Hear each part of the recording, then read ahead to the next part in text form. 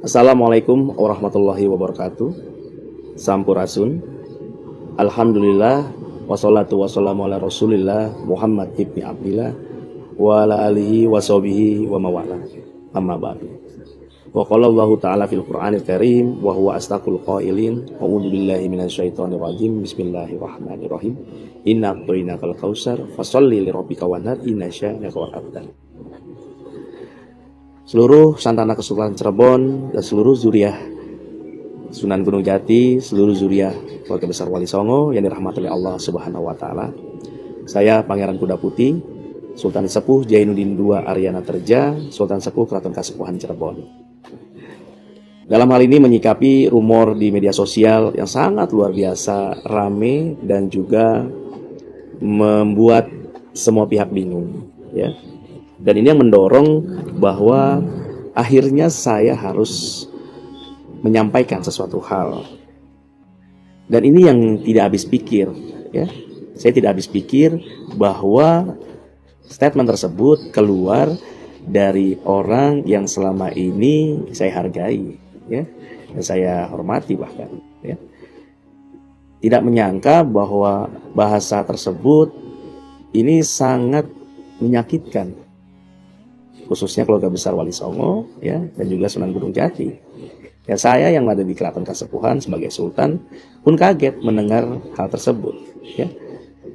Ini yang saya putarkan video beliau, ya, dalam sebuah pernyataannya yang sangat luar biasa, dengan semangat dan menggebu-gebunya, penuh dengan keyakinan sekali.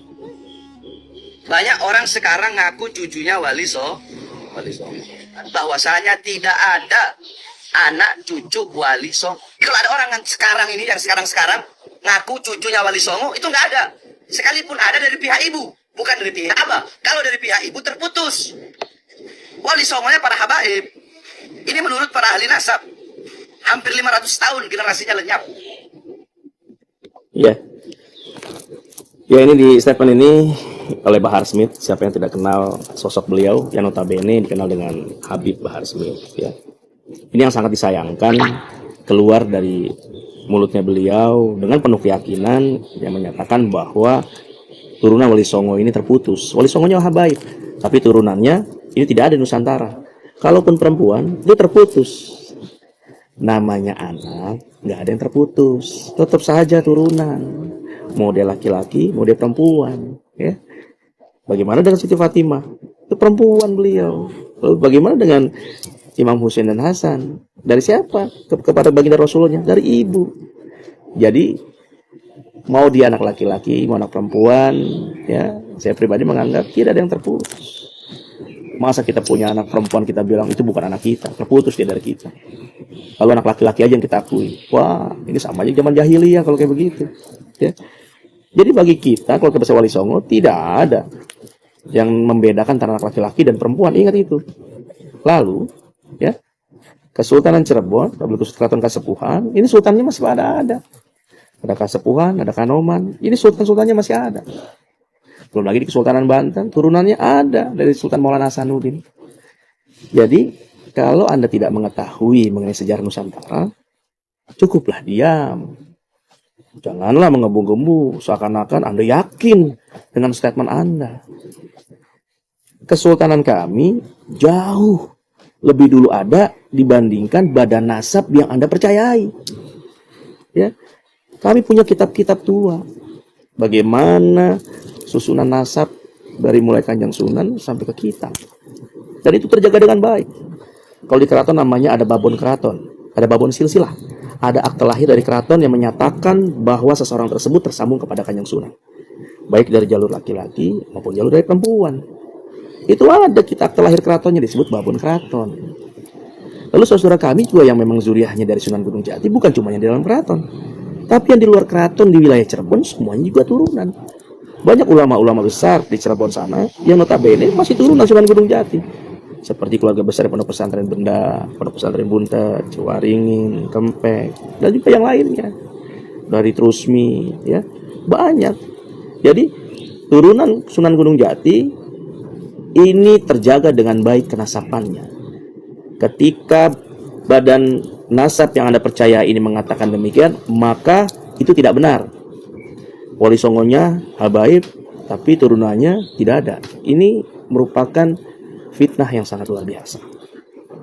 Jadi saya harap para Bahar Smith untuk bisa menyadari diri dan mengakui ada sebuah kehilapan atas apa yang diucapkan. Seharusnya tabayun dulu pada keluarga besar kami, ya, baik di Benda, ya, baik di Bunta dan di pondok pesantren yang lainnya. Para ulama-ulama silakan bertabayun atau ke keraton, mangga, kan gitu.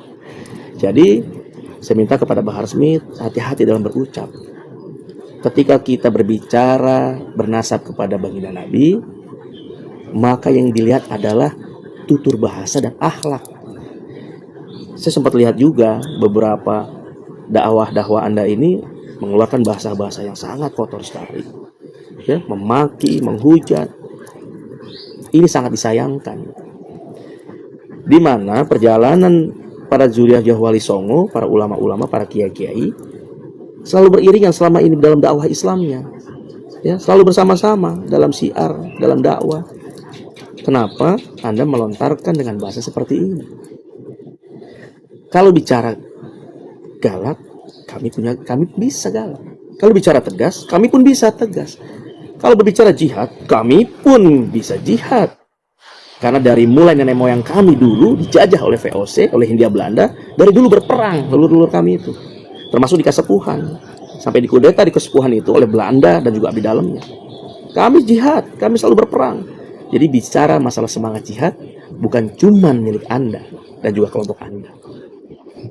Saya, Sultan Sepuh di Keraton Kasepuhan, angkat bicara dikarenakan ini sesuatu hal yang sangat fatal sekali, memicu konflik besar antara turun Wali Songo dan para habaib. Ini efeknya. Yang rugi siapa? Islam yang akan rugi, terpecah. Lalu untuk kepentingan siapa? Untuk kepentingan siapa? Untuk kepentingan orang-orang yang ingin Islam ini pecah. Jadi saya harap kepada Bahar Smith, mulai saat ini jangan pernah mengeluarkan kata-kata yang dapat menyakitkan hati kami semua. Bicara nasab, bicara Anda tersambung kepada baginda Nabi, silakan. Karena itu pertanggungjawaban Anda pribadi kepada Allah nantinya. Begitu juga kami, para turunan-turunan Wali Songo yang memang kami ini tersambung kepada Kanjeng Sinun, Gunung Jati, dan juga para Wali Songo yang lainnya yang juga tersambung kepada baginda Nabi, maka pertanggungjawabannya juga pada diri kami masing-masing di hadapan Allah nanti. Jadi jangan pernah menyakitkan hati. Sesungguhnya baginda Rasulullah tidak pernah terucap dari mulutnya untuk menyakitkan hati orang lain. Ketika kita mengakui bernasab kepada baginda Rasulullah, maka jaga sikap, jaga akhlak. Karena baginda Nabi tidak pernah memaki, mencaci orang lain. Apakah pantas kita sebagai turunannya, kita mengeluarkan dalam dakwah sebuah cacian dan makian terhadap orang lain? Walaupun